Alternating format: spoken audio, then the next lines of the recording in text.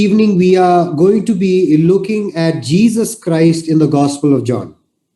ಈ ದಿನದ ಸಾಯಂಕಾಲದ ಒಂದು ವಾಕ್ಯ ಸಂದೇಶಕ್ಕಾಗಿ ನಾವು ಕರ್ತನಾಗಿರುವ ಯೇಸು ಕ್ರಿಸ್ತನ ವಿಷಯವಾಗಿ ಯೋಹಾನ ಬರೆದ ಸುವಾರ್ತೆಯಲ್ಲಿರತಕ್ಕಂಥ ಸಂಗತಿಗಳನ್ನು ನಾವು ನೋಡ್ಲಿಕ್ಕಿದ್ದೇವೆ. There is one important question that I want to answer from the Gospel of John, and that is this question: who is Jesus Christ? ಈ ಒಂದು ಪ್ರಶ್ನೆಯನ್ನು ನಿಮಗೆ ನಾನು ಕೇಳುವುದಕ್ಕೆ ನಾನು ಮುಂದಾಗುವವನಾಗಿದ್ದೇನೆ. ಅದೇನೆಂದರೆ, ಕರ್ತನಾಗಿರುವ ಯೇಸು ಕ್ರಿಸ್ತನು ಯಾರು? ಒಂದೇ ತರ ಇದ್ದಾರೆ. Who is the Lord Jesus Christ as seen in the Who is the Lord Jesus Christ as seen in the Gospel of John? ಯೋಹಾನ ಬರೆದ ಸುವಾರ್ತೆಯಲ್ಲಿ ಕರ್ತನಾಗಿರುವ ಯೇಸು ಕ್ರಿಸ್ತನು ಆತನು ಯಾರಾಗಿದ್ದಾನೆ ಎಂಬುದಾಗಿ ನಾವು ನೋಡ್ಲಿಕ್ಕಿದ್ದೇವೆ. What is the importance of believing in the Lord Jesus Christ? Why is it important for any person to know about the Lord Jesus Christ? ಕರ್ತನಾಗಿರುವ ಯೇಸು ಕ್ರಿಸ್ತನ ವಿಷಯವಾಗಿ ನಾವು ತಿಳಿದುಕೊಳ್ಳಬೇಕಾದರೆ ಅದರ ಅಗತ್ಯತೆಯಾದರೂ ಏನು ಎಂಬುದಾಗಿ ನಾವು ಕೇಳಿಕೊಳ್ಳಬೇಕು. And for that, I request you to open your Bibles with me to the Gospel of John, chapter 20, and notice verses 31.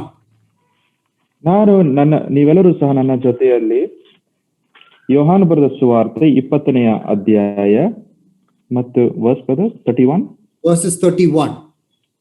31ನೇ ವಚನವನ್ನು ನಾವು ನೋಡುವವರಾಗಿರೋಣ. The Gospel of John, chapter 20 and verse 31, the word of God says like this. ದೇವರ ವಾಕ್ಯವು ಈ ರೀತಿಯಾಗಿ ಯೋಹಾನ ಬರೆದ ಸುವಾರ್ತೆ 20ನೇ ಅಧ್ಯಾಯ 31ನೇ ವಚನದಲ್ಲಿ ನಾವು ನೋಡುವವರಾಗಿದ್ದೇವೆ. These are written that you may believe that Jesus is the Christ, the Son of God, and that by believing you may have life in his name. ಆದರೆ ಯೇಸು ದೇವಕುಮಾರನಾದ ಕ್ರಿಸ್ತನೆಂದು ನೀವು ನಂಬುವಂತೆಯೂ ನಂಬಿ ಆತನ ಹೆಸರಿನ ಮೂಲಕವಾಗಿ ಜೀವವನ್ನು ಪಡೆದುಕೊಳ್ಳಬೇಕೆಂತಲೂ ಇಷ್ಟೆಲ್ಲ ಬರೆದಿದೆ. So please notice the truths that is revealed in these verses. ಈ ಒಂದು ವಚನ ಭಾಗಗಳಲ್ಲಿ ತಿಳಿಸಲ್ಪಟ್ಟ ಸತ್ಯಾಂಶಗಳನ್ನು ಗಮನಿಸಿ ನೋಡ್ರಿ. But these are written. That means there are certain things recorded in the Gospel of John. ಈ ರೀತಿಯಾದ ಸಂಗತಿಗಳು ಯೋಹಾನ ಬರೆದ ಸುವಾರ್ತೆಯಲ್ಲಿ ವ್ಯಕ್ತಪಡಿಸಿದೆ. So what is it that is recorded or written in the Gospel of John? ಈ ಒಂದು ಯೋಹಾನ ಬರೆದ ಸುವಾರ್ತೆಯಲ್ಲಿ ತಿಳಿಸಲ್ಪಟ್ಟ ಸಂಗತಿಗಳಾದರೂ ಏನು? Verses 30 says Jesus did many other miraculous signs, and the signs of the Lord Jesus is recorded in this gospel account. ಯೋಹಾನ ಬರೆದ ಸುವಾರ್ತೆಯಲ್ಲಿ ಕರ್ತನಾಗಿರುವ ಯೇಸು ಕ್ರಿಸ್ತನು ಮಾಡಿದ ಸೂಚಕ ಕಾರ್ಯಗಳು ಅದು ತಿಳಿಸಲ್ಪಟ್ಟಿದೆ. 30ನೇ ವಚನದಲ್ಲಿ ಯೇಸು ಇನ್ನು ಬೇರೆ ಎಷ್ಟೋ ಸೂಚಕ ಕಾರ್ಯಗಳನ್ನು ತನ್ನ ಶಿಷ್ಯರ ಮುಂದೆ ಮಾಡಿದನು ಎಂಬುದಾಗಿ ನಾವು ಓದುತ್ತೇವೆ. So why were these signs about Jesus given or recorded? ಮತ್ತು ಕರ್ತನಾಗಿರುವ ಯೇಸು ಕ್ರಿಸ್ತನ ವಿಷಯವಾಗಿ ಆತನು ಮಾಡಿದ ಸೂಚಕ ಕಾರ್ಯಗಳು ಯಾವ ಒಂದು ಕಾರಣಕ್ಕೋಸ್ಕರ ಈ ಒಂದು ಪುಸ್ತಕದಲ್ಲಿ ಬರೆದಿದೆ? So that you may believe is what verse 31 says. 31ನೇ ವಚನದಲ್ಲಿ ಅದಕ್ಕೆ ಉತ್ತರವನ್ನು ನಾವು ನೋಡುತ್ತೇವೆ, ನಾವು ನಂಬುವಂತೆಯೂ ಎಂಬುದಾಗಿ. And by believing, the end of the verse clearly teaches us we may have life in the name of the one about whom it is written. ಮತ್ತು ಅದಾದ ನಂತರ ಆತನ ಮೇಲೆ ನಂಬಿಕೆ ನಿಟ್ಟು ಆತನ ಹೆಸರಿನ ಮೂಲಕವಾಗಿ ಜೀವವನ್ನು ಪಡೆಕೊಳ್ಳುವಂತೆಯೂ ಇಷ್ಟೆಲ್ಲ ಬರೆದಿದೆ. So the word of God is very clear that it is only through Jesus, only if I believe, only then do I have eternal life. ದೇವರ ವಾಕ್ಯವು ತುಂಬಾ ಸ್ಪಷ್ಟವಾಗಿ ತಿಳಿಸಲ್ಪಟ್ಟಿದೆ. ನಾನು ನಂಬಿದರೆ ಮಾತ್ರ ನನಗೆ ಅದರಿಂದ ರಕ್ಷಣೆ ಉಂಟಾಗುವುದು ಎಂಬುದಾಗಿ ತುಂಬಾ ಸ್ಪಷ್ಟವಾಗಿ ತಿಳಿಸಲ್ಪಟ್ಟಿದೆ. And in order to believe in the Lord Jesus to receive eternal life, we must read what is written about Christ in his word. ಮತ್ತು ದೇವರ ವಾಕ್ಯದಲ್ಲಿ ನಾವು ಆತನ ವಿಷಯವಾಗಿ ನಾವು ಕಲಿಯಬೇಕಾದರೆ ತಿಳಿಸಲ್ಪಟ್ಟ ಅಂದರೆ ಬರೆಯಲ್ಪಟ್ಟ ಸಂಗತಿಗಳನ್ನು ನಾವು ನೋಡಿ ಅರ್ಥ ಮಾಡಿಕೊಳ್ಳುವವರಾಗಿರಬೇಕು. So we must believe in Jesus so that we have eternal life. ನಾವು ಕರ್ತನಾಗಿರುವ ಯೇಸು ಕ್ರಿಸ್ತನ ಮೇಲೆ ನಂಬಿಕೆಯನ್ನಿಟ್ಟು ಅದರಿಂದ ನಾವು ನಿತ್ಯ ಜೀವವನ್ನು ನಾವು ಪಡೆಯುತ್ತೇವೆ. Let me just give us one more reason, this time from chapter 1 of the Gospel of John. ನಾನು ಇನ್ನೊಂದು ಕಾರಣವನ್ನು ನಾನು ತಿಳಿಸ್ತೇನೆ. ಈಗ ಯೋಹಾನ ಬರೆದ ಸುವಾರ್ತೆ 1ನೇ ಅಧ್ಯಾಯದಿಂದ ನಾವು ನೋಡೋಣ. Verses 17 describes the Lord Jesus Christ like this. ಕರ್ತನಾಗಿರುವ ಯೇಸು ಕ್ರಿಸ್ತನ ವಿಷಯವಾಗಿ 17ನೇ ವಚನದಲ್ಲಿ ಈ ರೀತಿಯಾಗಿ ನಾವು ಓದುತ್ತೇವೆ. For the law was given through Moses, but grace and truth came through Jesus Christ.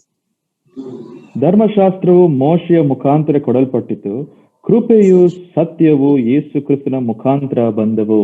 So there is Jesus who is described as the truth and also the grace. ಮತ್ತು ಕರ್ತನಾಗಿರುವ ಯೇಸು ಕ್ರಿಸ್ತನು ಆತನು ಕೃಪೆಯು ಮತ್ತು ಆತನು ಸತ್ಯನು ಆತನು ಆಗಿದ್ದಾನೆ ಎಂಬುದಾಗಿ ಇಲ್ಲಿ ನಾವು ನೋಡುತ್ತೇವೆ. And I want us to understand this essential truth about the Lord Jesus Christ. ಮತ್ತು ಇಲ್ಲಿ ಕರ್ತನಾಗಿರುವ ಯೇಸು ಕ್ರಿಸ್ತನ ವಿಷಯವಾಗಿ ಇರತಕ್ಕಂಥ ತುಂಬಾ ಪ್ರಮುಖವಾದ ಸತ್ಯಾಂಶವನ್ನು ನಾವು ತಿಳಿದುಕೊಳ್ಳಬೇಕು. The word of God reveals the truth of who God's son Jesus Christ is to us. ದೇವರ ವಾಕ್ಯವು ಕರ್ತನಾಗಿರುವ ಯೇಸು ಕ್ರಿಸ್ತನು ಆತನು ದೇವಕುಮಾರನ ವಿಷಯವಾಗಿ ಸತ್ಯಾಂಶಗಳನ್ನು ತಿಳಿಸುವಂತದ್ದಾಗಿದೆ. And the moment you and I understand this truth about Jesus, we receive grace that comes from the Lord. ಮತ್ತು ಈ ಒಂದು ಸತ್ಯಾಂಶವನ್ನು ನಾವು ಅರ್ಥ ಮಾಡಿಕೊಂಡಾಗ ನಾವು ಆತನಿಂದ ನಾವು ಕೃಪೆಯನ್ನು ನಾವು ಅನುಭವಿಸುವವರಾಗಿರುತ್ತೇವೆ. And only by the grace of the Lord Jesus Christ can any person born a sinner become saved.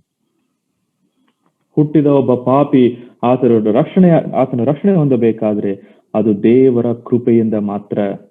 So putting these two verses together, what is written about Jesus Christ in the Gospel of John? ಈ ಎರಡು ವಚನ ಭಾಗಗಳನ್ನು ನಾವು ಒಟ್ಟಾಗಿ ಸೇರಿಸಿಕೊಂಡವರಾಗಿ ಯೋಹಾನ ಬರೆದ ಸುವಾರ್ತೆಯಲ್ಲಿ ಕರ್ತನಾಗಿರುವ ಯೇಸು ಕ್ರಿಸ್ತನ ವಿಷಯವಾಗಿ ತಿಳಿಸಲ್ಪಟ್ಟ ಸಂಗತಿಗಳನ್ನು ನಾವು ನೋಡೋಣ. What is the truth about Jesus in the Gospel of John by which I receive grace? ನಾನು ಯಾವುದರ ಮುಖಾಂತರ ನಾನು ಕೃಪೆಯನ್ನು ನಾನು ಹೊಂದುತ್ತೇನೋ ಆ ಕರ್ತನಾಗಿರುವ ಯೇಸು ಕ್ರಿಸ್ತನ ವಿಷಯವಾಗಿ ಯೋಹಾನ ಬರೆದ ಸುವಾರ್ತೆಯಲ್ಲಿ ತಿಳಿಸಲ್ಪಟ್ಟ ಸಂಗತಿಗಳನ್ನು ನೋಡ್ರಿ. Quickly, I want to look at 4 valuable truths from the first 4 chapters of the Gospel of John. ಯೋಹಾನ ಬರೆದ ಸುವಾರ್ತೆಯ ಮೊದಲು 4 ಅಧ್ಯಾಯಗಳಿಂದ 4 ಸತ್ಯಾಂಶಗಳನ್ನು ನಿಮ್ಮ ಮುಂದೆ ತರಲಿಕ್ಕೆ ನಾನು ಇಷ್ಟಪಡುತ್ತೇನೆ. Listen to me very carefully as I speak to you from God's word. ದೇವರ ವಾಕ್ಯದಿಂದ ನಿಮ್ಮ ಜೊತೆಯಲ್ಲಿ ನಾನು ಬೋಧಿಸುತ್ತಾ ಇರುವಾಗ ಗಮನವಿಟ್ಟು ಕೇಳ್ರಿ. Number 1, from chapter 1, Jesus is the Lamb who takes away the sins of the world. 1ನೇ ಅಧ್ಯಾಯದಿಂದ ಕರ್ತನಾಗಿರುವ ಯೇಸು ಕ್ರಿಸ್ತನು ಈ ಲೋಕದ ಎಲ್ಲಾ ಪಾಪಗಳನ್ನು ತೆಗೆಯಲ್ಪಡುವುದಕ್ಕೆ ಬಂದ ಕುರಿಮರಿ ಎಂಬುದಾಗಿ ನಾವು ನೋಡುತ್ತೇವೆ. We see that from chapter 1 verses 29 and also verses 36. ಇದನ್ನು ನಾವು 1ನೇ ಅಧ್ಯಾಯ 29ನೇ ವಚನ ಮತ್ತು 36ನೇ ವಚನದಿಂದ ನಾವು ನೋಡ್ಲಿಕ್ಕಿದ್ದೇವೆ. This is the truth about Jesus. Notice, Jesus is the Lamb. ಇಲ್ಲಿ ದೇವರ ವಿಷಯವಾಗಿ ನಾವು ನೋಡುವ ಸತ್ಯಾಂಶವನ್ನು ನಾವು ನೋಡುತ್ತೇವೆ. ಅದೇನೆಂದರೆ ಕರ್ತನಾಗಿರುವ ಯೇಸು ಕ್ರಿಸ್ತನು ಆತನು ಯಜ್ಞಕ್ಕೆ ನೇಮಿಸಿದ ಕುರಿ ಎಂಬುದಾಗಿ. So what is the grace anyone receives from this truth? The grace that they receive is that he is the Lamb who now takes away their sins and the sins of the whole world. ಇದರಿಂದ ನಾವು ಕೃಪೆಯ ವಿಷಯವಾಗಿ ನಾವು ಏನನ್ನು ನಾವು ನೋಡ್ಲಿಕ್ಕಿದ್ದೇವೆ ಅಂದರೆ ಈ ಒಂದು ಕುರಿಮರಿ ಆ ಒಂದು ಎಲ್ಲಾ ಒಂದು ಲೋಕದ ಸಮಸ್ತ ಎಲ್ಲಾ ಜನರ ಒಂದು ಪಾಪವನ್ನು ಹೊರುವುದಕ್ಕೆ ಬಂದ ಕುರಿಯಾಗಿತ್ತು. Jesus is the Lamb of God sent specifically into this world. ಕರ್ತನಾಗಿರುವ ಯೇಸು ಕ್ರಿಸ್ತನು ಆತನು ದೇವರು ನೇಮಿಸಿದ ಕುರಿಯಾಗಿದ್ದು ಲೋಕದ ಪಾಪ ನಿವಾರಣಕ್ಕೋಸ್ಕರ ಆತನು ಬಂದವನಾಗಿದ್ದನು. Now this lamb is sent by God. That is what verse 29 very clearly tells us. ಮತ್ತು ಇದು 29ನೇ ವಚನದಲ್ಲಿ ಅಲ್ಲಿ ದೇವರ ವಾಕ್ಯವು ತುಂಬಾ ಸ್ಪಷ್ಟವಾಗಿ ಆತನು ತಿಳಿಸಲ್ಪಡುವನಾತನು ಆಗಿರುತ್ತಾನೆ. ಅದೇನೆಂದ್ರೆ ಈ ಒಂದು ಕುರಿ ಮರಿಯೋದು ಯಜ್ಞಕ್ಕೋಸ್ಕರ ಬಂದ ಒಂದು ಕುರಿಯಾಗಿತ್ತು. And in order to be sent by God, he needed to come into this world. ಮತ್ತು ಆತನು ದೇವರಿಂದ ಆತನು ಬಂದವನಾತನು ಆಗಿದ್ದರೂ ಸಹ ಆತನು ಈ ಲೋಕಕ್ಕೆ ಆತನು ಪ್ರವೇಶಿಸಲೇಬೇಕಾಗಿತ್ತು. And that we see in chapter 1 verses 1 onwards, that which was in the beginning, that which was with God, that who was God, he is God who became flesh and made his dwelling amongst us. ಮತ್ತು ಅದನ್ನೇ ನಾವು ಮೊದಲನೇ ಅಧ್ಯಾಯದ ಕೆಲವು ವಚನ ಭಾಗಗಳಲ್ಲಿ ನಾವು ನೋಡುತ್ತೇವೆ. ಆದಿಯಲ್ಲಿ ವಾಕ್ಯವಿತ್ತು, ದೇವರ ಬಳಿಯಲ್ಲಿ ಇತ್ತು, ದೇವರಾಗಿತ್ತು, ವಾಕ್ಯನೆಂಬುವನು ಆದಿಯಲ್ಲಿ ದೇವರ ಬಳಿಯಲ್ಲಿದ್ದನು ಮತ್ತು ಆತನ ಮೂಲಕ ಸಮಸ್ತವು ಉಂಟಾಯಿತು ಎಂಬುದಾಗಿ ನಾವು ನೋಡುತ್ತೇವೆ. Brothers and sisters, have you believed in Jesus for the forgiveness of your sins. ನಿಮ್ಮ ಒಂದು ಪಾಪದ ಪರಿಹಾರಕ್ಕಾಗಿ ನನ್ನ ಪ್ರಿಯರೇ, ನೀವು ಕರ್ತನಾಗಿರೋ ಯೇಸು ಕ್ರಿಸ್ತನ ಮೇಲೆ ನಂಬಿಕೆನಿಟ್ಟಿದ್ದೀರೋ? Have you believed in this Lamb of God who has taken away your sins? ಈ ಒಂದು ಕುರಿಮರಿ ಆತನು ನಿಮ್ಮ ಒಂದು ಪಾಪಗಳನ್ನು ತೆಗೆದುಹಾಕುವುದಕ್ಕೆ ಬಂದಿದ್ದಾನೆ ಎಂಬುದಾಗಿ ನೀವು ನಂಬುತ್ತೀರೋ? If in the Gospel of John, if Jesus is represented as the Lamb who takes away all sins, ಯೋಹಾನ ಬರೆದ ಸುವಾರ್ತೆಯಲ್ಲಿ ಈ ಒಂದು ಕುರಿ ಅದು ಈ ಸಮಸ್ತ ಜನರ ಒಂದು ಪಾಪಗಳನ್ನು ತೆಗೆದುಹಾಕುವುದಕ್ಕೆ ಆತನು ಬಂದಿದ್ದಾನೆ ಎಂಬುದಾಗಿ ತಿಳಿಸಿದ್ದೇ ಆದರೆ, in the epistle of 1 John, we see now how the children of God do not continue to live in sin because of the Lord Jesus Christ. ಕರ್ತನಾಗಿರುವ ಯೇಸು ಕ್ರಿಸ್ತನ ಕಾರಣದ ದೆಸೆಯಿಂದ ದೇವರ ಮಕ್ಕಳು ಇನ್ನು ಮುಂದೆ ಪಾಪದಲ್ಲಿ ಅವರು ಜೀವನ ಮಾಡಬಾರದು ಎಂಬುದಾಗಿ ಯೋಹಾನ ಬರೆದ ಮೊದಲನೇ ಪತ್ರಿಕೆಯಲ್ಲಿ ನಾವು ನೋಡುತ್ತೇವೆ. Any person can receive the forgiveness of their sins by confession, by repenting, by turning away. That is what chapter 1 and verses 9 of the first epistle of John teaches us. ನಾವು ಯೋಹಾನ ಬರೆದ ಮೊದಲನೆಯ ಒಂದು ಪತ್ರಿಕೆಯಲ್ಲಿ ಮೊದಲನೇ ಅಧ್ಯಾಯದಲ್ಲಿ ಯಾರ್ಯಾರು ತಮ್ಮ ಬಾಯಿಂದ ಅರಿಕೆ ಮಾಡಿ ಹೌದು ನಾನು ಪಾಪಿಯಾಗಿದ್ದೇನೆ ಪಶ್ಚಾತ್ತಾಪ ಪಡುವುದಾದರೆ ಅವರಿಗೆ ಕ್ಷಮಾಪಣೆ ಸಿಕ್ಕುವಂತದ್ದಾಗಿದೆ ಎಂಬುದಾಗಿ The word of God rightly encourages us that if we confess, God is faithful, God is just, He will forgive us of all of our sins and then cleanse us from all unrighteousness.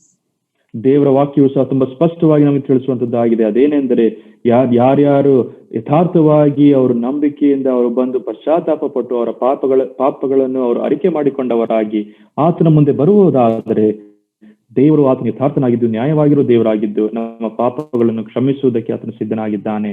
Confession in the first chapter of 1 John talks about owning up to the mistakes that we have done when we want to set things right in our relationship with the Lord Jesus Christ.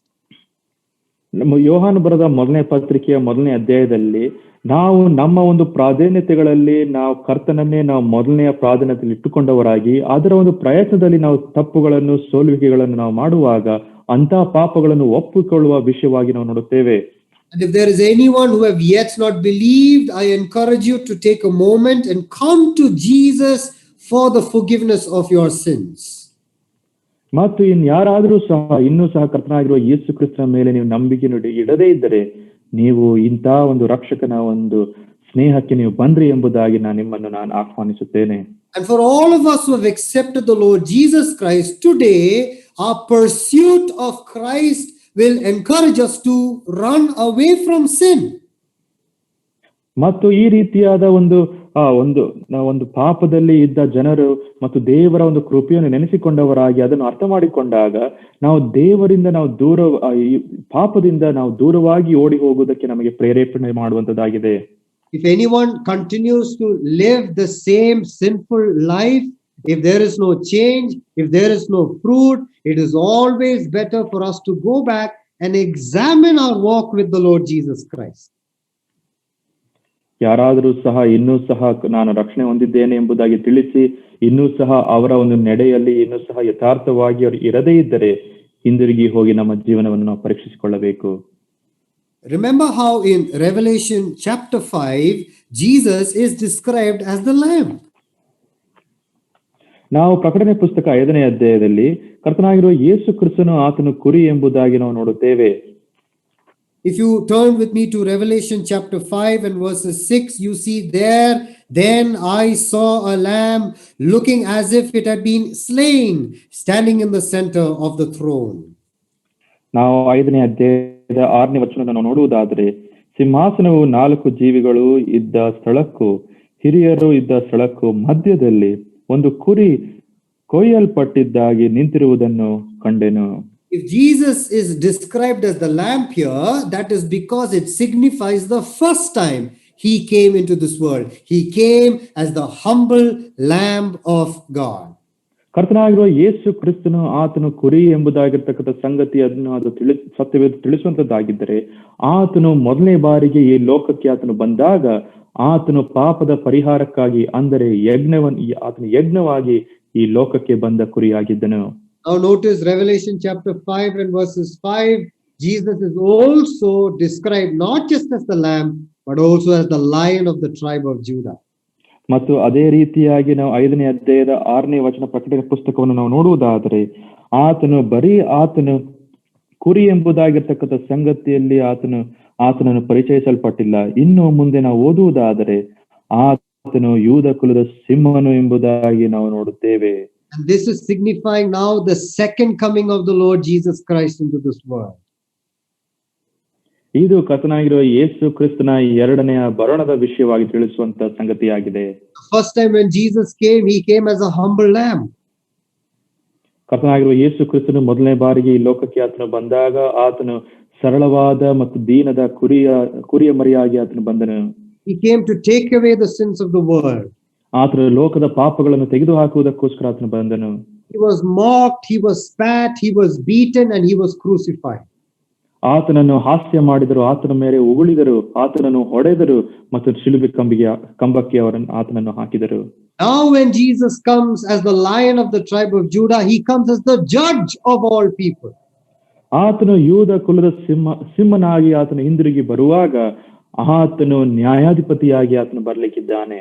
He now comes to hold to account those who have not believed in him.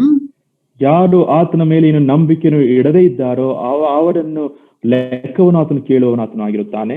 And also to take into account the life of believers. How have we lived our Christian life based on this truth about the Lord Jesus Christ? ಈ ಒಂದು ವಚನ ಭಾಗಗಳ ಆಧಾರದಲ್ಲಿ ನಾವು ಕರ್ತನಾಗಿರುವ ಯೇಸು ಕ್ರಿಸ್ತನ ಮೇಲೆ ಯಾವ ರೀತಿಯಾಗಿ ನಂಬಿಕೆ ಇಟ್ಟಿದ್ದೇವೆ, ಜೀವನ ಮಾಡುತ್ತಾ ಇದ್ದೇವೆ ಎಂಬುದಾಗಿರ್ತಕ್ಕಂಥ ಸಂಗತಿಯನ್ನು ಕೇಳುವುದಕ್ಕೋಸ್ಕರ. That is why in the book of Philippians chapter 2, Apostle Paul, he talks about this judgment. He talks about this lion and he says every knee will bow, every tongue will confess on that day that Jesus is Lord. ಫಿಲಿಪಿದವರಿಗೆ ಬರೆದ ಪತ್ರಿಕೆ Philippians chapter 2. ಫಿಲಿಪಿದವರಿಗೆ ಬರೆದ ಪತ್ರಿಕೆ 2ನೇ ಅಧ್ಯಾಯದಲ್ಲಿ ಪೌಲನು ಸಹ ಆತನು ಈ ರೀತಿಯಾಗಿ ಆತನು ತಿಳಿಸುವ ಆತನು ಆಗಿದ್ದಾನೆ. ಒಂದು ದಿನವು ಎಲ್ಲರೂ ಸಹ ಕರ್ತನಾಗಿರುವ ಯೇಸು ಕ್ರಿಸ್ತನನ್ನು ಕಾಣುವರು, ಆತನನ್ನು ಹಿರಿದವರು ಸಹ ಆತನನ್ನು ನೋಡುವವರಾಗಿದ್ದಾರೆ ಮತ್ತು ಎಲ್ಲಾ ಒಂದು ಬಾಯಿಗಳು ಆತನನ್ನು ಸ್ತೋತ್ರ ಮಾಡುವರು ಎಂಬುದಾಗಿ ನಾವು ನೋಡುತ್ತೇವೆ. That is why it is important to believe that Jesus takes away our sins. ಇದರಿಂದ ನಾವು ಅರ್ಥ ಮಾಡಿಕೊಳ್ಳಬೇಕು, ನಮ್ಮ ಕರ್ತನಾಗಿರುವ ಯೇಸು ಕ್ರಿಸ್ತನು ಆತನು ಪಾಪವನ್ನು ದೂರ ಮಾಡುವವನು ಆತನು ಆಗಿದ್ದಾನೆ. And once we believe that Jesus has taken away our sins, our life is now turning to Christ, to pursue Christ, to love Christ, and to hate sin. ಮತ್ತು ನಾವು ಕರ್ತನಾಗಿರುವ ಯೇಸು ಕ್ರಿಸ್ತನ ಮೇಲೆ ನಾವು ನಂಬಿಕೆಯನ್ನು ಇಟ್ಟಾಗ ನಾವು ಕ್ರಿಸ್ತನನ್ನು ನಾವು ಪ್ರೀತಿಸೋಣವಾಗಿರಬೇಕು, ಆತನನ್ನು ಸೇವಿಸೋಣವಾಗಿರಬೇಕು, ಸಂಪೂರ್ಣವಾದ ಸಮರ್ಪಣೆ ನಾವು ಇರಬೇಕು ಮತ್ತು ಪಾಪದಿಂದ ನಾವು ದೂರವಾಗಿ ಪಾಪವನ್ನು ದ್ವೇಷಿಸೋಣವಾಗಿರಬೇಕು. Jesus is the Lamb of God in chapter 1. Who is he in chapter 2? ಕರ್ತನಾಗಿರುವ ಯೇಸು ಕ್ರಿಸ್ತನು ಆತನು ಮೊದಲನೇ ಅಧ್ಯಾಯದಲ್ಲಿ ಆತನು ಕುರಿಮರಿ ಆತನು ಆಗಿದ್ದರೆ 2ನೇ ಅಧ್ಯಾಯದಲ್ಲಿ ಆತನು ಯಾರಾಗಿದ್ದಾನೆ? When you notice chapter 2 and verses 19, Jesus is saying that he is now the temple. ಇಲ್ಲಿ 2ನೇ ಅಧ್ಯಾಯದ 19ನೇ ವಚನವನ್ನು ನಾವು ನೋಡುವುದಾದರೆ ನಾನು ದೇವಾಲಯ ಆಗಿದ್ದೇನೆ ಎಂಬುದಾಗಿ ಆತನು ತಿಳಿಸುವ ಆತನು ಆಗಿದ್ದಾನೆ. Of course, he's not talking about the physical structure, but he is talking about his body, which will be broken, but will rise again on the third day. ಈ ದೇವಾಲಯವನ್ನು ಎಂಬುದಾಗಿ ಆತನು ತಿಳಿಸುವಾಗ ಆತನು ಶಾರೀರಿಕವಾದ ಒಂದು ಕಟ್ಟಡದ ವಿಷಯವಾಗಿ ಆತನು ತಿಳಿಸ್ತಾ ಇಲ್ಲ, ಆತನು ತನ್ನ ಒಂದು ಸ್ವಂತ ಶರೀರದ ವಿಷಯವಾಗಿ ಆತನು ಮಾತನಾಡುತ್ತಾ ಇದ್ದಾನೆ. But why does Jesus say that he is the temple? ಆದ್ರೆ ಕರ್ತನಾಗಿರುವ ಯೇಸು ಕ್ರಿಸ್ತನು ನಾನು ದೇವಾಲಯವಾಗಿದ್ದೇನೆ ಎಂಬುದಾಗಿ ಯಾಕೆ ತಿಳಿಸ್ತಾ ಇದ್ದಾನೆ? All of us know this. ನಮ್ಮೆಲ್ಲರಿಗೂ ಸಹ ಗೊತ್ತುಂಟು. When we are walking on the road and when we observe other people, ನಾವು ರಸ್ತೆಯಲ್ಲಿ ನಾವು ನಡೆದುಕೊಂಡು ಹೋಗುವಾಗ ಇತರ ಜನರನ್ನು ನಾವು ಕಣ್ಣಾಯಿಸಿ ನಾವು ನೋಡುವಾಗ, when we see people coming across holy places such as a mosque or a temple or a church hall, ಯಾರಾದರೂ ಈ ಒಂದು ಮಸೀದಿಯಿಂದ ಅಥವಾ ಒಂದು ದೇವಸ್ಥಾನದಿಂದ ಅಥವಾ ಒಂದು ಚರ್ಚ್ ಇಂದ ಅವ್ರ ಹೊರಗೆ ಅವ್ರು ಬರುವಂತದ್ದಾಗಿದ್ದರೆ, we would notice that people, irrespective of their religious background, will stop, pause and bow down before this religious place. ಯಾರಾದರೂ ಜನರು ಈ ಒಂದು ಈ ರೀತಿಯಾದ ಒಂದು ದೇವಾಲಯಗಳ ಮುಂದೆ ಅಥವಾ ಮಸೀದಿಗಳ ಮುಂದೆ ಅವ್ರು ಹೋಗುತ್ತಾ ಇರುವಾಗ ಅವ್ರು ನಿಂತು ಒಮ್ಮೆ ಆ ಒಂದು ದಿಕ್ಕಿನಲ್ಲಿ ಅವರು ತಲೆಯನ್ನು ಬಗ್ಗಿಸಿ ನಮಸ್ಕಾರ ಮಾಡುತ್ತಾರೆ. But why do they do that? ಯಾಕೆ ಆ ರೀತಿಯಾಗಿ ಮಾಡುತ್ತಾರೆ? They know that God is in the temple, or they believe and think that God is in the temple.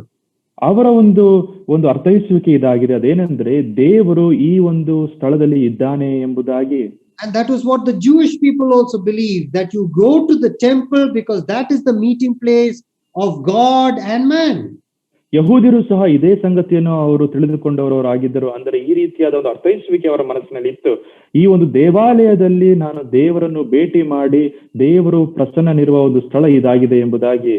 That's why you can remember chapter 4, the Jewish people go to Jerusalem. They worship in Jerusalem because the temple is in Jerusalem. When you go to Jerusalem, when you go to the temple, you can meet with God.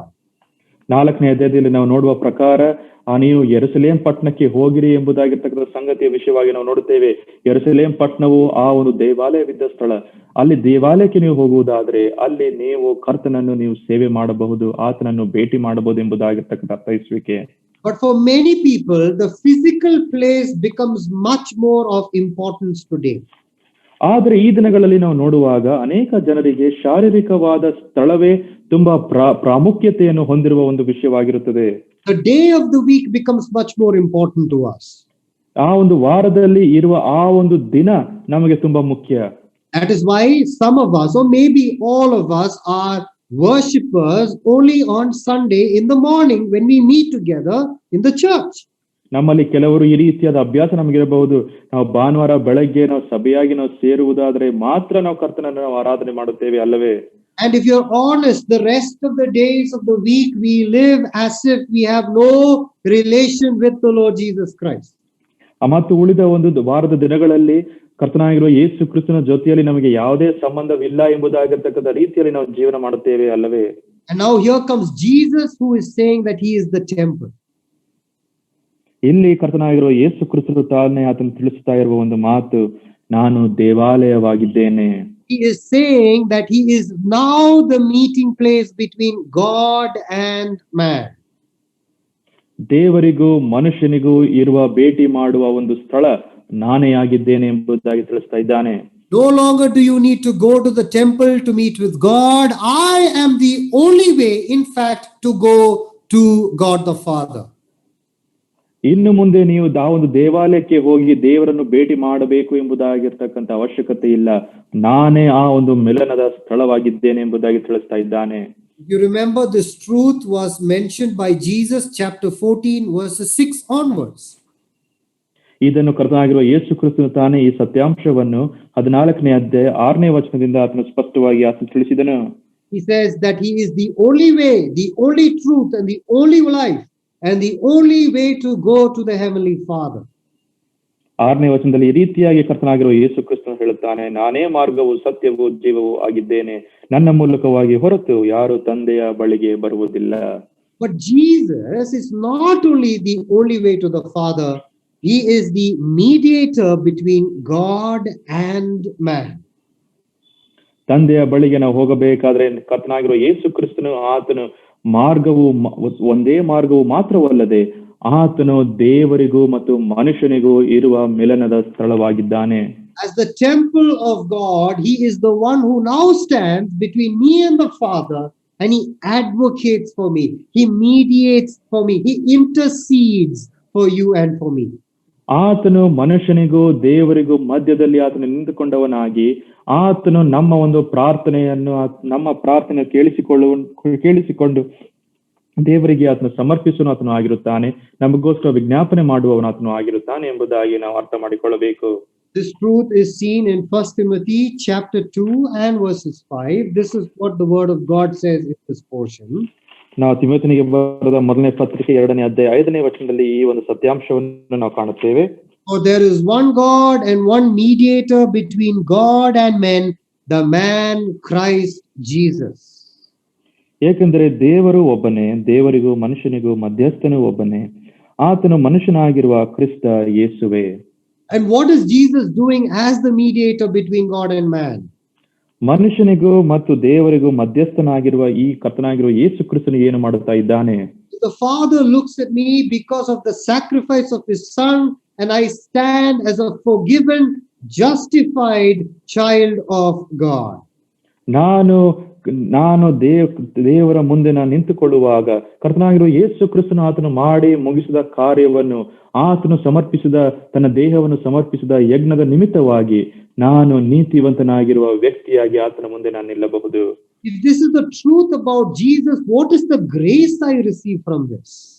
ಇದು ಕರ್ತನಾಗಿರುವ ಯೇಸು ಕ್ರಿಸ್ತನ ವಿಷಯವಾಗಿ ಇರುವಂತ ಸತ್ಯ ಆಗಿದ್ದರೆ ಅದರಿಂದ ನಾನು ತಿಳಿದುಕೊಳ್ಳುವ ಕೃಪೆ ಏನು? We are not supposed to commit sin. Sorry brother, can you please come again? We are not supposed to commit sin. ನಾವು ಪಾಪ ಮಾಡಬಾರದು. But all of us can confess that every single day we still fall short of the glory of God. ಆದ್ರೆ ನಾವೆಲ್ಲರೂ ಸಹ ನಾವು ಅರಿಕೆ ಮಾಡಿಕೊಳ್ಳಬಹುದು. ಅದೇನೆಂದರೆ ಪ್ರತಿದಿನವೂ ಸಹ ದೇವರ ಮಹಿಮೆಗೆ ನಾವು ಮುಟ್ಟದೇ ಇರುವ ಒಂದು ಸ್ಥಿತಿಯಲ್ಲಿ ನಾವು ಜೀವನ ಮಾಡುತ್ತಾ ಇದ್ದೇವೆ. And I'm sure that many of us are burdened by the guilt of sin each and every day in our life.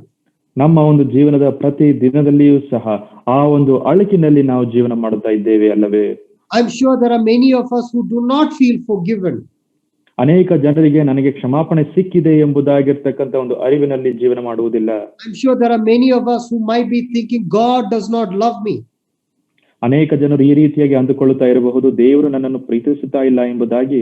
I'm sure many of us might even be thinking, I really do not know if I am saved. ಇನ್ನು ಅನೇಕ ಜನರು ಅರ್ಥ ಮಾಡಿಕೊಳ್ಳುತ್ತಾ ಇರಬಹುದು, ನನಗೆ ನಿಜವಾಗಿಯೂ ರಕ್ಷಣೆ ಉಂಟಾಗಿದೆಯೋ ಇಲ್ಲವೋ ಎಂಬುದಾಗಿ. And if there is anyone like that listening to me, run to the Lord Jesus Christ. He is the one who mediates between you and the Heavenly Father. ಈ ರೀತಿಯಾದ ಮನಸ್ಥಿತಿಯಲ್ಲಿ ಯಾರಾದ್ರೂ ಇರುವಂತದ್ದಾಗಿದ್ದರೆ ಈ ದಿನವೇ ಕರ್ತನಾಗಿರುವ ಯೇಸು ಕ್ರಿಸ್ತನ ಬಳಿಗೆ ನೀವು ಓಡ್ರಿ. ಆತನು ದೇವರಿಗೂ ಮನುಷ್ಯನಿಗೂ ಆತನು ಮಧ್ಯಸ್ಥನ ಆತನು ಆಗಿದ್ದಾನೆ. In the Gospel of Matthew in chapter 11 verses 28 to 30, Jesus encourages those who are burdened by the guilt of sin to come to him, to put your yoke on Jesus, because he forgives, and that forgiveness gives us rest in him.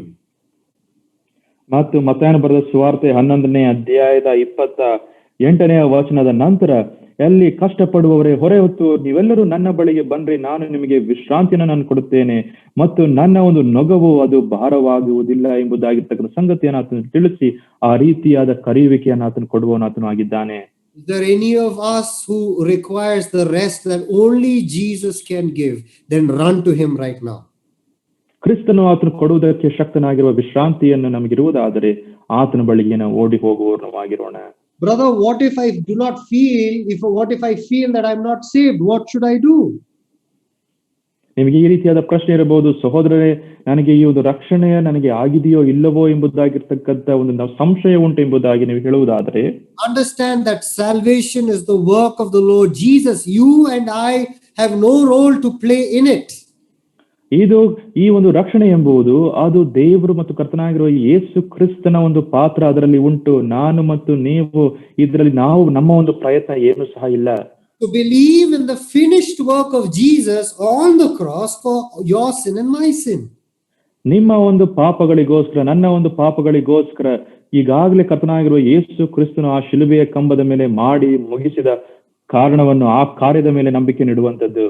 Just like how Jesus never changes, ಯಾವ ರೀತಿಯಾಗಿ ಕರ್ತನಾಗಿರುವ ಯೇಸು ಕ್ರಿಸ್ತನು ಆತನು ಬದಲಾಗುವುದಿಲ್ಲ, his words will never fail, ಆತನ ಮಾತುಗಳು ಸೋತು ಹೋಗುವುದಿಲ್ಲ, his promises will stand still, ಆತನ ಒಂದು ಭರವಸೆಗಳು ಮತ್ತು ಆತನ ವಾಗ್ದಾನಗಳು ಅದು ದೃಢವಾಗಿ ನಿಲ್ಲುವವು.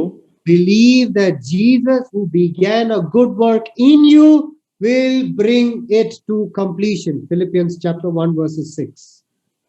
ಫಿಲಿಪ್ಪಿದವರಿಗೆ ಬರೆದ ಪತ್ರಿಕೆ 1ನೇ ಅಧ್ಯಾಯ 6ನೇ ವಚನದಲ್ಲಿ, ಒಳ್ಳೆ ಕಾರ್ಯವನ್ನು ಪ್ರಾರಂಭಿಸಿದ ಯೇಸುವು ತನ್ನ ದಿನದಲ್ಲಿ ಆತನ ಸಿದ್ಧಿಗೆ ತರುವವನು ಆತನು ಆಗಿರುತ್ತಾನೆ.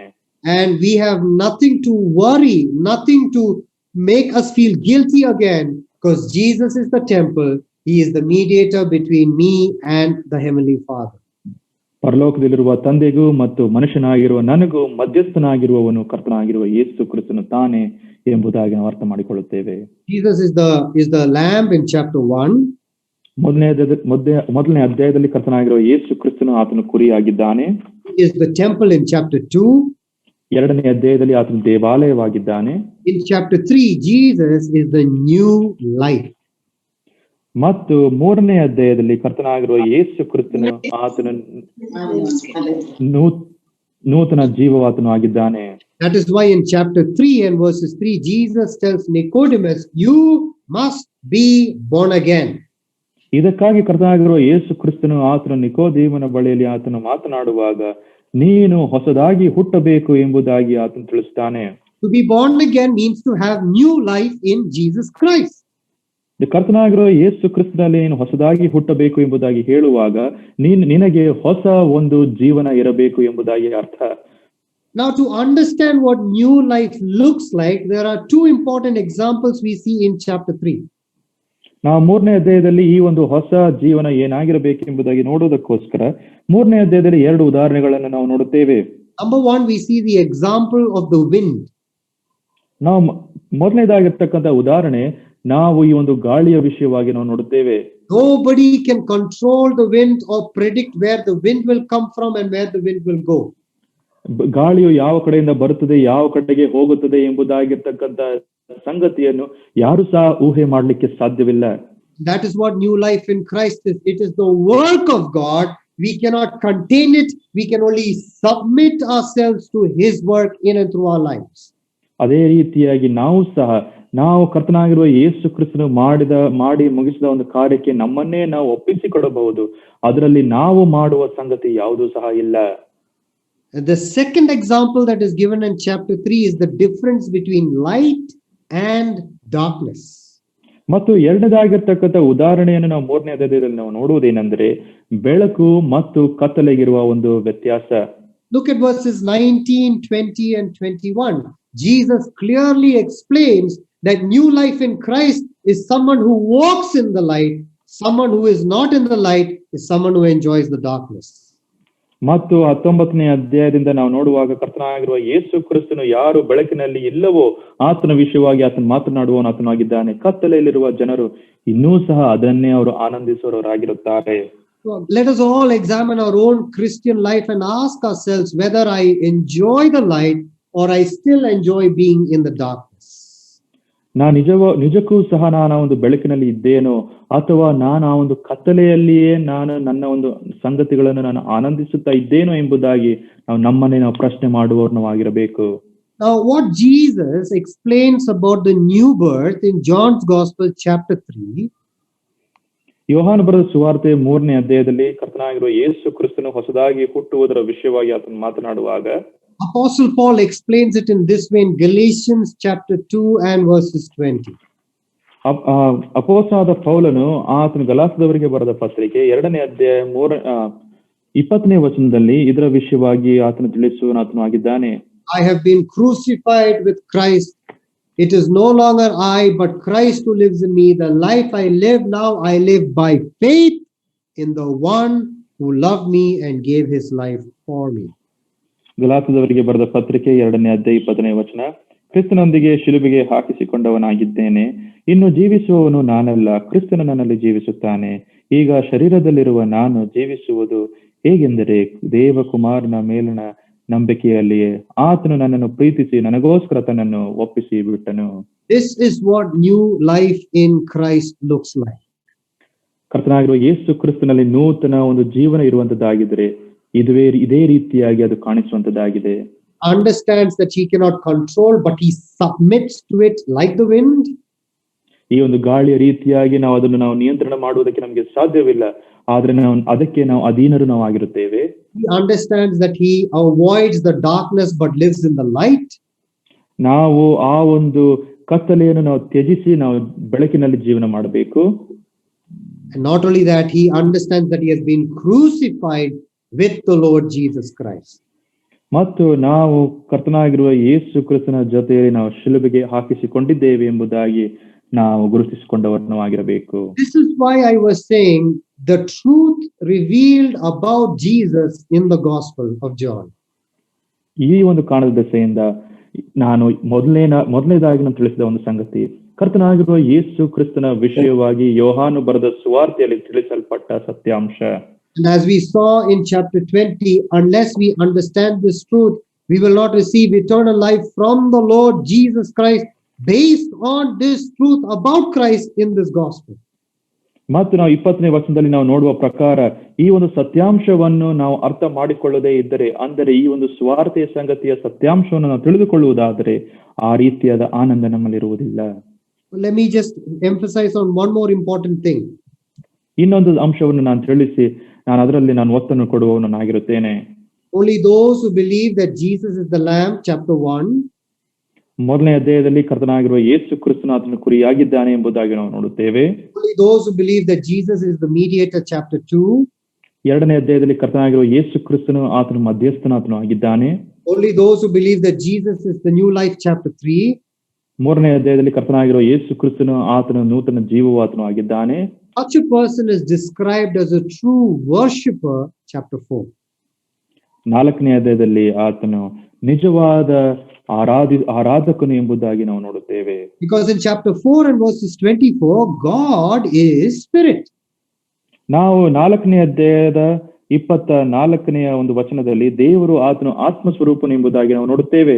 He has no physical form. He cannot be seen. ಆತನಿಗೆ ಶಾರೀರಿಕವಾದ ಒಂದು ರೂಪವಿಲ್ಲ. ನಮ್ಮ ಕಣ್ಣುಗಳಿಂದ ಆತನನ್ನು ನೋಡುವುದಕ್ಕೆ ಸಾಧ್ಯವಿಲ್ಲ. It is Jesus who now reveals the heavenly Father to me. ಈಗ ಕರ್ತನಾಗಿರುವ ಯೇಸು ಕ್ರಿಸ್ತನು ಪರಲೋಕದಲ್ಲಿರುವ ತಂದೆಯನ್ನು ನನಗೆ ಪ್ರಕಟಿಸಿದ್ದಾನೆ. And because of that, those who worship God must worship him in spirit, which talks about a spiritual relationship with the Lord Jesus Christ. ಈ ಕಾರಣದ ದೆಸೆಯಿಂದ ಈ ಒಂದು ಆತನನ್ನು ಆರಾಧನೆ ಮಾಡುವವರು ಆತ್ಮೀಯ ರೀತಿಯಲ್ಲಿ ಆರಾಧನೆ ಮಾಡಬೇಕೆಂಬುದಾಗಿ ಹೇಳುವಾಗ ಆ ರೀತಿಯಾದ ಸಂಬಂಧದ ವಿಷಯವಾಗಿ ತಿಳಿಸುವಂತದ್ದಾಗಿದೆ. It is also based on the truth, spirit and the truth revealed about Jesus in God's holy word. ಆತ್ಮೀಯ ರೀತಿಯಲ್ಲಿ ಸತ್ಯಕ್ಕೆ ತಕ್ಕ ಹಾಗೆ ಎಂಬುದಾಗಿರ್ತಕ್ಕಂಥ ಪದ ಪ್ರಯೋಗಗಳನ್ನು ನಾವು ನೋಡುತ್ತೇವೆ. ಸತ್ಯ ಎಂಬುದಾಗಿ ಹೇಳುವಾಗ ಕರ್ತನಾಗಿರುವ ಯೇಸು ಕ್ರಿಸ್ತನು ದೇವರ ವಿಷಯದಲ್ಲಿ ದೇವರ ವಾಕ್ಯದಲ್ಲಿ ತಿಳಿಸಲ್ಪಟ್ಟ ಸಂಗತಿಗಳ ಆಧಾರದಲ್ಲಿ ನಾವು ಆತನನ್ನು ಆರಾಧನೆ ಮಾಡುವವನಾಗಿರಬೇಕು. What does that mean? ಅದರ ಅರ್ಥವೇನು? Someone who has asked the Lord Jesus to forgive them of their sins will be able to enjoy true worship. ಯಾರು ಆ ಒಂದು ಕರ್ತನಾಗಿರುವ ಯೇಸು ಕ್ರಿಸ್ತನು ಮಾಡಿ ಮುಗಿಸಿದ ಕಾರ್ಯದಿಂದ ಅದರ ಮೇಲೆ ನಂಬಿಕೆಯನ್ನಿಟ್ಟು ರಕ್ಷಣೆಯನ್ನು ಹೊಂದಿದ ಜನರು, ಆ ರೀತಿಯಾದ ಜನರು ಅವರು ನಿಜವಾದ ಆರಾಧನೆಯನ್ನು ಮಾಡಬಹುದು. Someone who knows that Jesus is still mediating for them, there is access to the Father through Jesus, can worship God. ತಂದೆಯ ಬಳಿಗೆ ನನಗೆ ಒಂದು ಪ್ರವೇಶ ಉಂಟು ಎಂಬುದಾಗಿ ಹೇಳಿ ಅರ್ಥ ಮಾಡಿಕೊಂಡಾಗ ಅಂತವರು ದೇವರನ್ನು ಆರಾಧನೆ ಮಾಡುತ್ತಾರೆ. Someone who believes that Jesus gives them new life, that they live this life by faith, enjoys the worship of God, the Heavenly Father. ಯಾರ್ಯಾರು ಈ ರೀತಿಯಾದ ರಕ್ಷಕನ ಮೇಲೆ ನಂಬಿಕೆಯನ್ನು ಇಟ್ಟಿದ್ದಾರೋ ಅವರು ತಂದೆಯಾದ ದೇವರು ಪರಲೋಕದಲ್ಲಿರುವ ದೇವರನ್ನು ಆರಾಧನೆ ಮಾಡುವಾಗ ಅಂತ ಆರಾಧನೆಯನ್ನು ಅವರು ಆನಂದಿಸುತ್ತಾರೆ. And only such a person is called a true worshipper of God, the Heavenly Father. ಅಂತ ಒಬ್ಬ ಆರಾಧಕನಿಗೆ ಈ ರೀತಿಯಾದ ಒಂದು ಹೆಸರು. ಆತನು ದೇವರನ್ನು ಆತನ ಸಂತೋಷವಾಗಿ ಆತನು ಆರಾಧಿಸುವುದು ಆತನ ಶಕ್ತನಾಗಿದ್ದಾನೆ. This is the truth about Jesus revealed that I ought to receive. ಇದು ಕರ್ತನಾಗಿರುವ ಯೇಸು ಕ್ರಿಸ್ತವಾಗಿ ಇರುವ ಒಂದು ಸತ್ಯಾಂಶವಾಗಿದ್ದು ನಾನು ಇದನ್ನು ಸ್ವೀಕರಿಸಿಕೊಳ್ಳಬೇಕು. Remember what we read in chapter 20. Unless we believe in this truth, we will not receive eternal life.